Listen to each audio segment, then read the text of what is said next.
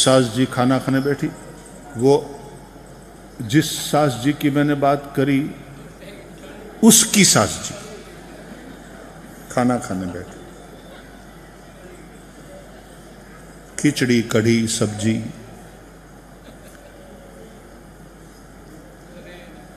इसने खिचड़ी का निवाला लिया और कढ़ी को जैसे ही मुंह में रखा,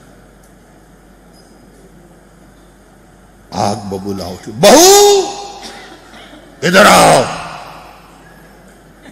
शेरनी की दहाड़ सुनकर जैसे मृगी कांपे, वो वाली सास जी जो दुनिया का सबसे दुखी प्राणी, उस समय वो बहू थी, क्योंकि सास भी कभी बहू थी, क्योंकि छाछ भी कभी दही थी।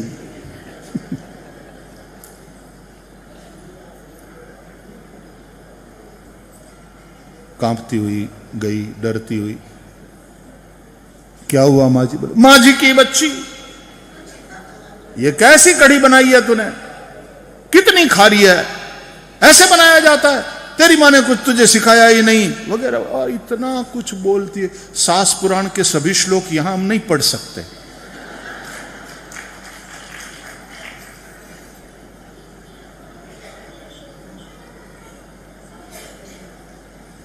कढ़ी में थोड़ा नमक ज्यादा पड़ गया, गिर गया, तो कढ़ी थोड़ी खारी हो गई थी।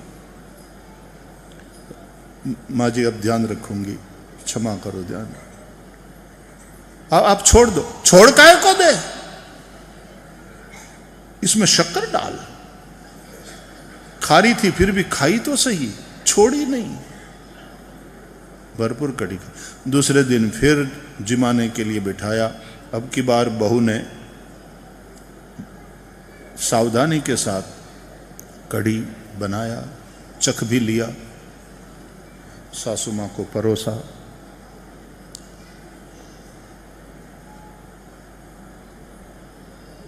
खिचड़ी, और जैसे ही कढ़ी का बहू इधर आओ। बेचारी घबराई, अब क्या हुआ, आज क्या गड़बड़ हो गया। आकर के बोली, माँ जी कढ़ी ठीक नहीं बनी है। बहुत बढ़िया बनी है आज, ऐसी तूने कल क्यों नहीं बनाई थी। फिर शुरू, कढ़ी खारी बने तो भी तकलीफ, कढ़ी बढ़िया बने तो भी तकलीफ, ऐसी तूने कल क्यों नहीं बनाई थी। स्वभाव, अधिकांश प्राणी स्वभाव के कारण दुखी है।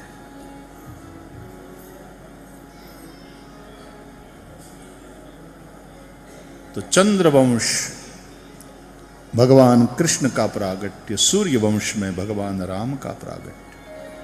बुद्धि और मन, ये दोनों बहुत महत्वपूर्ण है। गीता में भी इसलिए कहा गया, मय्येव मन आदत्स्व मयि बुद्धिम निवेशय तो निवसिष्यसि मय्येव अत ऊर्ध्वम न संशय। श्री रामचंद्र भगवान की भय प्रगट कृपाला दीन दयाला कौशल्या हितकारी हर्षित महतारी मुनि मनहारी अद्भुत रूप विचारी लोचन अभिरामा तनुगन श्यामा निज आयुध भुज चारी भूषण वन माला नयन विशाला शोभा सिंधु खरा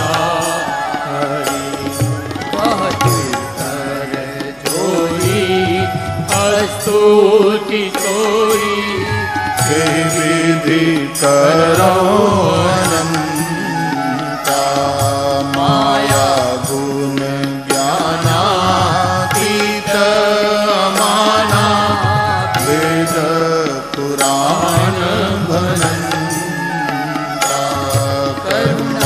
सुख सागर सब गुण आगर जय गावै श्रुति संता तो कर लागी जन अनुरागी प्रकट श्रीकंता ब्रह्मांड की काया निर्मित माया ब्रह्मांड निकाया निर्मित माया रोम रोम प्रतिभेद कहे मम उरसो बासी यह उपहासी सुनत धीर मति धीर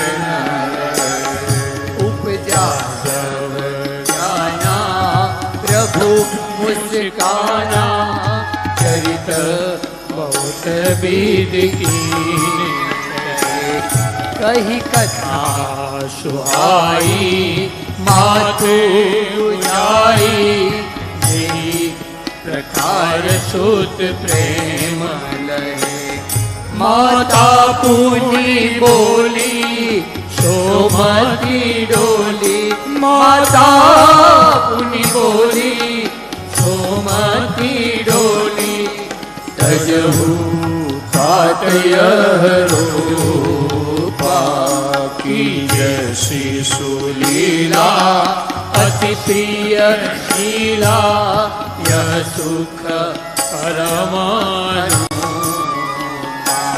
सुनि बचन सुजाना रोदन ठाना सुनि बचन सुजाना रोदन ठाना होई बार सूर भूपा यह चरित जे गावहि हरिपद पावहि तेन करहि भव कृपा तेन करहि भव कृपा तेन करहि भव कृपा विप्रधेनु सुर संतहित लीन मनुज अवतार निज इच्छा निर्मित तनु माया गुण गोपाल बोलिए रामचंद्र भगवान की जय। भागवत में रामायण भी है 2 अध्याय में। व्यास रचित रामायण, वाल्मीकि रचित, कृत्तिवास रचित, कंबन रचित, तुलसीदास रचित, ये व्यास रचित रामायण है 2 अध्याय। बुर्वरथे त्यक्त राज्यो व्यचरदनुवनम पद्मपद्भ्याम प्रियायाः पाणिस्पर्शा क्षमाभ्याम रुजित पदरुजो यो हरीन्द्रानुजाभ्यां वैरूप्याच्छुर्पणख्याः प्रिय विरहरुषारोपित भ्रू विजृम्भः त्रस्ताब्धिर्बद्ध सेतुः खलदवदहनः कोसलेन्द्रोऽवतान्नः।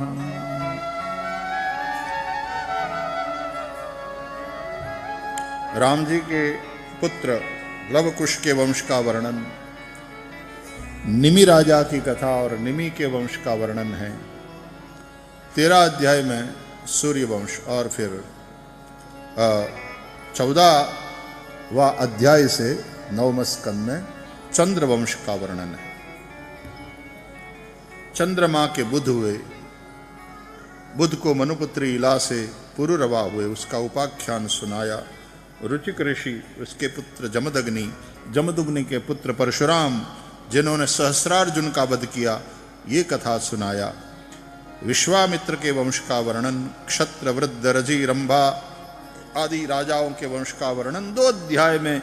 ययाति की चरित्र का गायन, पुरुवंश का वर्णन, उसमें दुष्यंत और दुष्यंत के पुत्र वीर भरत, उसका चरित्र। भरत जी के वंश में फिर रंतिदेव हुए, रंतिदेव जी की कथा बड़ी प्यारी। अब देखो 48 दिन तक कुछ खाना पीना नहीं मिला, राजा है रंतिदेव, तप कर रहे हैं, भूखे रहे। तो ये मत सोचना कि राजा भूखा है तो उसकी प्रजा भी भूखी मर रही होगी, बिल्कुल नहीं।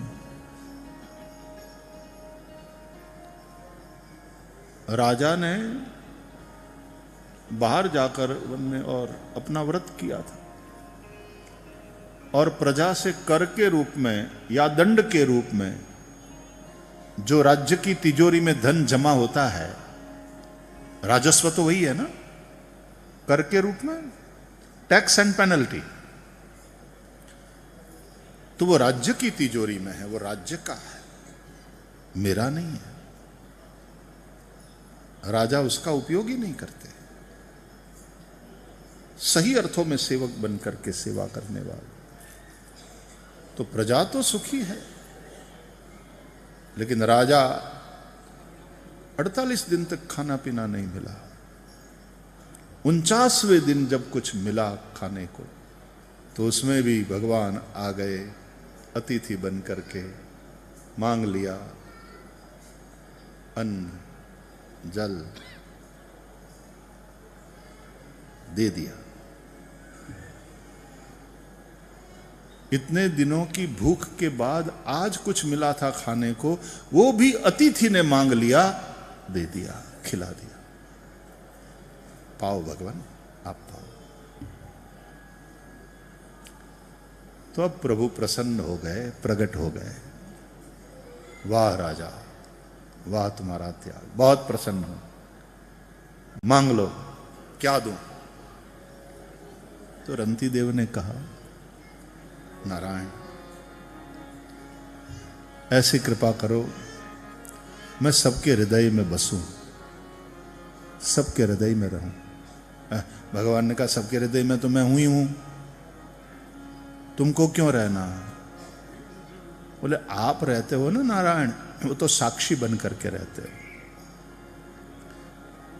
वो सभी प्राणी जो सुख दुख भोगते हैं उसको तुम टुकुर टुकुर देखते रहते हो, केवल साक्षी बनकर। द्वा सुपर्णा सयुजा सखाया समानम वृक्षम परिशस्व जाते तयोरन्यः पिप्पलम स्वादुवत्ति अनशनन अन्यः अभिचाकशीति।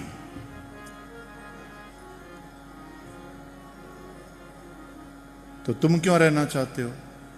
बोले, मेरे लिए थोड़ी जगह बन जाएगी नारायण, तो एक तो आपकी सन्निधि मिल जाएगी, और मैं इसलिए रहना चाहता हूं कि ये जो प्राणी मात्र दुखी है ना, उनका दुख मेरे से देखा नहीं जाता, तो उनके दुख का भोग मैं करूं, दुख मैं भोगूं, और अपने पुण्य का फल उन्हें जो मिले सुख, वो भोगे। अब ऐसा चरित्र आपको कहां मिल रहा है संसार में?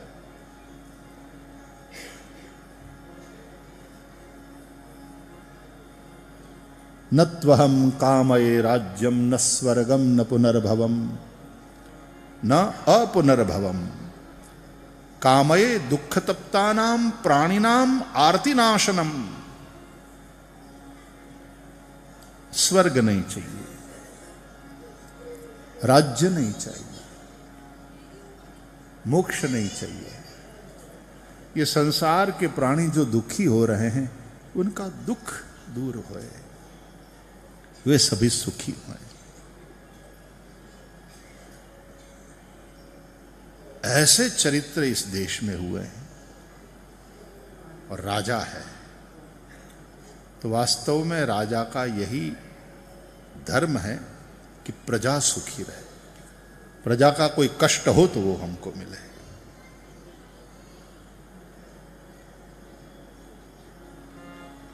दिवोदास आदि के वंश का कथन किया। ऋक्ष के वंश में पांडवादि की उत्पत्ति हुई। राजा ययाति के पुत्र अनु, द्रुह्यु, तुर्वसु और यदु के वंश का वर्णन किया। यवन इत्यादि फिर उसी में से हुए हैं। हाँ, यदु के पुत्र तुर्वसु के वंश में सब यवन,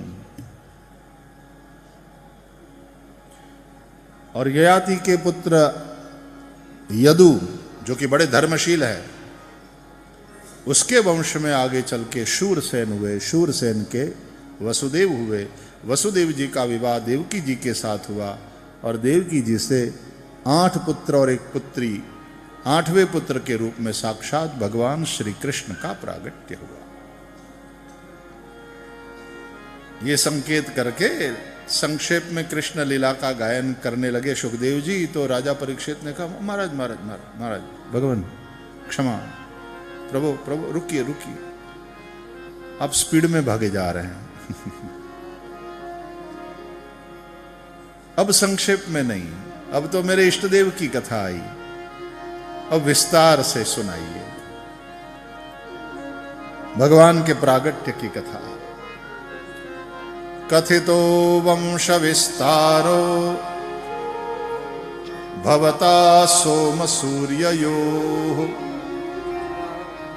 राज्ञां चोभय वंश्यानां चरितं परमाद्भुतम्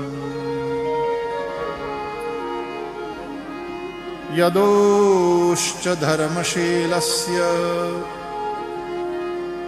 नितरां मुनिसत्तमा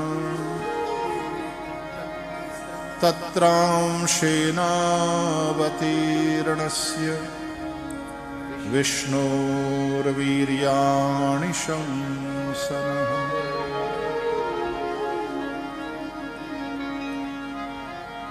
यदु कैसे हैं? बोले धर्मशील, जिन्होंने धर्म के लिए अर्थ का त्याग किया लेकिन धर्म नहीं छोड़ा। हम लोग अर्थ के लिए धर्म का त्याग करते हैं, अर्थ की लालसा में। यदु वो महापुरुष है जिन्होंने राज्य संपत्ति को जाता किया लेकिन धर्म नहीं छोड़ा। यदोश्च धर्मशीलस्य, ऐसे धर्मशील यदु के वंश में भगवान प्रकट हुए। तो भगवान ने प्रकट होकर व्रज में जो लीला करी, मथुरा में जो लीला करी, द्वारका में जो लीला करी, वो सब मैं विस्तार से सुनना चाहता हूं। भगवान मुझे आप ये समझाने की कृपा करें कि ये जो दाऊजी महाराज है वो तो रोहिणी जी के उदर से प्रकट हुए थे, तो फिर वो देवकी के 7वें पुत्र क्यों माने जाते हैं? भगवान की यह मंगलमयी कथा भवरोग को दूर करने वाली औषधि है, और यह औषधि कड़वी नहीं मीठी है, कान को और मन को आनंद देने वाली है। और यह ऐसी औषधि है जो मुंह से नहीं पिया जाता, कान से पिया जाता है। मुंह से तो पिलाया जाता है, और इसको पी करके कौन अघाए? पशु ही होगा जो तृप्त हो जाए। राजा परीक्षित के प्रश्न सुनकर के शुकदेव प्रसन्न हुए। सम्यक व्यवसिता बुद्धि तव राजर्षि सत्तम वासुदेव कथायां ते यज्जाता नैष्ठिकी रतिः। धन्य है राजा तुम्हारी मति को। 4 दिन हो गए तुमने कुछ खाया पिया नहीं। यदि भूख और प्यास परेशान कर रहे हो तो मैं थोड़ी देर कथा को विराम दूं, कुछ खा लो, गंगा जल पी लो। कहा परीक्षित ने, भगवान भूख प्यास का कोई भान नहीं है, याद ही नहीं आ रहा कि कुछ खाया नहीं, कुछ पिया नहीं। और फिर याद भी क्यों आए? आप जो अमृत पिला रहे हो उसी के आनंद में डूबा हूं।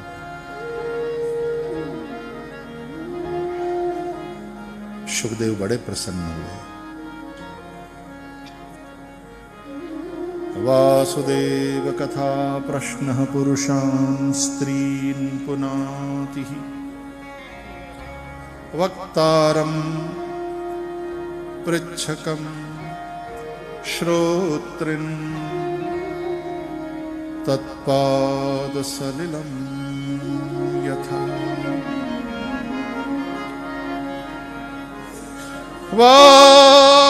वासुदेव कथा प्रश्नः पुरुषान् स्त्रीन् पुनाति वक्तारं पृच्छकं श्रोत्रिन् तत्पादसलिलं